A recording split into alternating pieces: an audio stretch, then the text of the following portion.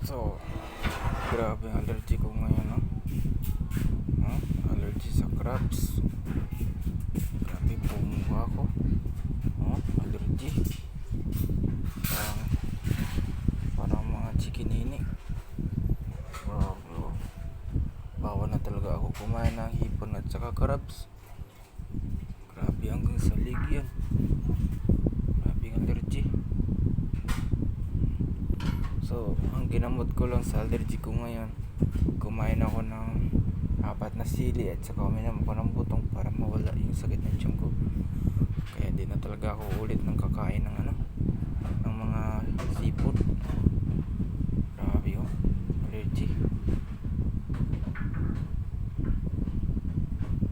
Dapat huwag kayong basta-basta na uminom ng gamot. Tapos pagkatapos nyong uminom ng butong ng nyog, ng buko, tapos sili,